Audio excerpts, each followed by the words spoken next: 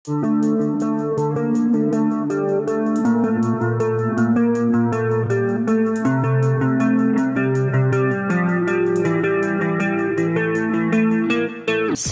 TNI Polri beraksi, 2 anggota KKB Papua tewas ditembak di wilayah pedalaman.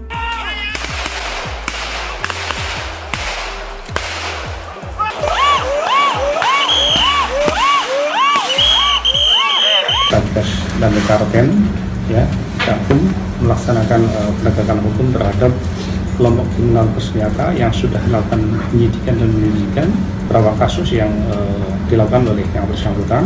Tadi malam ditangkap, diikuti oleh rekan-rekan kami dan dilakukan penangkapan. Mereka melakukan perlawanan. Rakyat Papua sudah korban lebih tidak manusiawi Anda lakukan pembunuhan di atas tanah ini. Pendetan dibunuh, rakyat sipil dibunuh, semua masyarakat dibunuh tanpa kompromi. Jika dengan ini Indonesia dengan kami orang Papua mau damai, sangat tidak ada.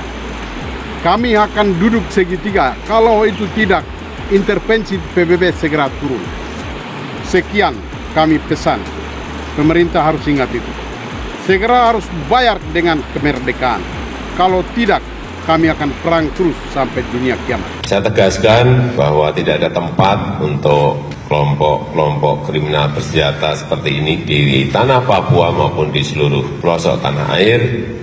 Dan kita juga tidak akan pernah takut, dan ini malah membuat tekad kita membara untuk melanjutkan tugas besar kita membangun tanah Papua. KKB Papua masih menjadi ancaman nyata bagi masyarakat di bumi cendrawasih. Tak hanya di daerah perkampungan, KKB Papua bahkan kerap menebar teror di wilayah pedalaman. Seperti salah satu terjadi dalam insiden baku tembak KKB Papua vs TNI Polri berikut ini. Hari itu cuaca agak berkabut. Pos keamanan yang ditempati TNI Polri juga masih dibaluti kabut tipis. Rasa dingin seakan menembus sampai ke sumsum, apalagi cahaya sang surya belum juga muncul di ufuk timur. Dalam situasi yang masih pagi, tiba-tiba terdengar 4 kali tembakan dari bagian depan pos keamanan. Bunyi tembakan sekitar 150 meter dari markas mini TNI Polri tersebut. Tanpa rasa ragu, prajurit TNI Polri yang berjaga di pos keamanan, yaitu mengambil senjata. Maklum, posisi senjata persis dengan prajurit TNI Polri. Apalagi bisa dipastikan kalau tembakan itu berasal dari anggota KKB, kelompok kriminal bersenjata, yang biasa disebut KKB Papua. Detik-detik berikutnya adalah senjata api yang sudah di tangan, langsung dibidikakan ke arah sumber datangnya suara, dibantu dengan teropong yang dimiliki TNI Polri. Proses pengintaian pun mulai dilakukan. Awalnya agak sulit menemukan posisi para oknum yang menembak tersebut, sebab di bagian depan pos keamanan terbentang hutan yang cukup lebat. Terlihat pula sebuah bekas bangunan yang beberapa waktu sebelumnya sempat diobok-obok oleh prajurit TNI Polri. Oleh karena itu, ketika pos keamanan TNI Polri diberondong dari arah depan, sudah bisa dipastikan kalau lokasinya itu bekas bangunan tersebut. Makanya saat itu juga prajurit TNI Polri langsung mengamati tempat tersebut secara seksama. Mula-mula tak ada yang melihat dari pihak balik teropong, namun beberapa saat kemudian secara samar-samar ada gerakan yang sangat cepat di balik tembok tersebut. Gerakan itu diduga sebagai dari batok kepala anggota KKB Papua.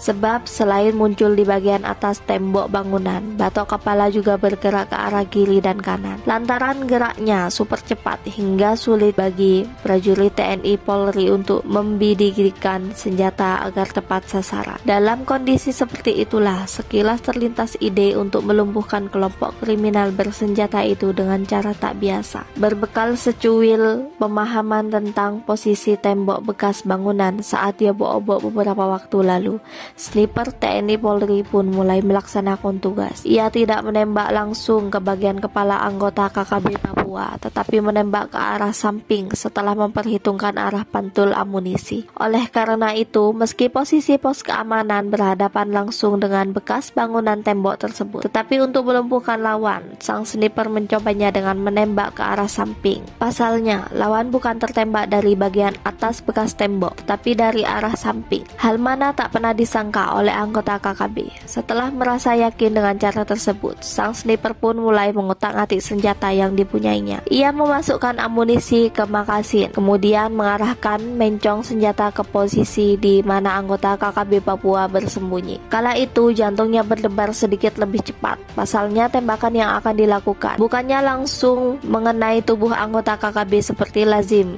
dilakukan selama ini, tapi tembakan itu dilakukan secara spekulatif. Artinya tembakan tersebut memungkinkan amunisi memantul ke arah samping lalu mengenai para penjahat yang sedang tersembunyi. Yakin akan cara tersebut, sang sniper pun mulai mengambil posisi.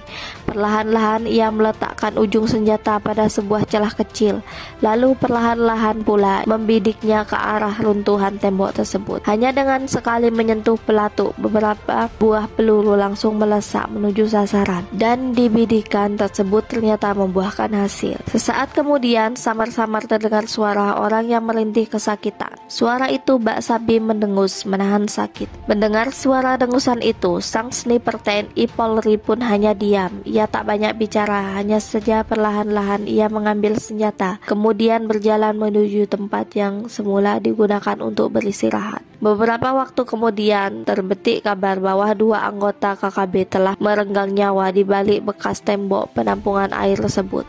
Bak penampungan inilah yang menjadi saksi bisu aksi KKB yang diladeni sniper TNI Polri.